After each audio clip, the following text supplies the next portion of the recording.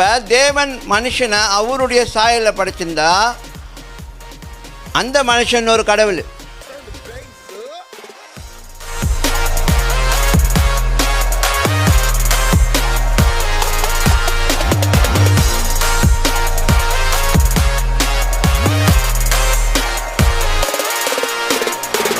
அதனால தான் ஒரு பிரசங்கியார் இப்படி சொன்னார்,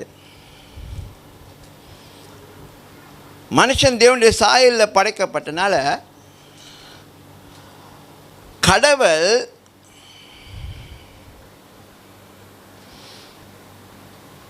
மனுஷனை இன்னொரு கடவுளாக படைச்சாராம்.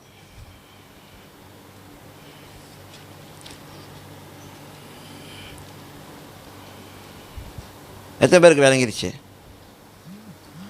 கடவுள் மனுஷனை இன்னொரு கடவுளாக படைச்சாராம்.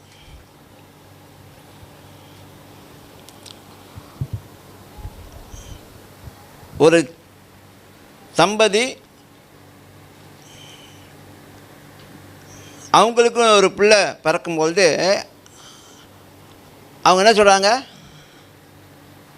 இது எங்களுடைய ஆதாரம், நாங்கள் 2 பேர் கல்யாணம் பண்ணியிருக்கோம்னு சொல்லி எங்களுக்குன்னு ஒரு பிள்ளை வேணும்னு சொல்லி இந்த பிள்ளைக்கு நாங்கள் தான் ஆதாரம், இந்த பிள்ளை மூலமாக நாங்கள் தான் அந்த ஆதாரம்னு சொல்லி காமிக்கிறோம், நாங்கள் ஒரு தம்பதின்னு சொல்லி. சரியா? அப்போ தேவன் மனுஷனை அவருடைய சாயலில் படைச்சிருந்தா அந்த மனுஷன் ஒரு கடவுள்.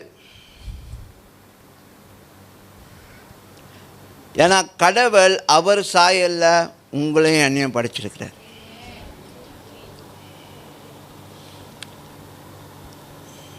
அவர் ராஜான்னா நம்மளாம் என்னது, ராஜ குமாரர்களும் ராஜ குமாரத்திகளாக இருக்கிறோம். ஆமென்.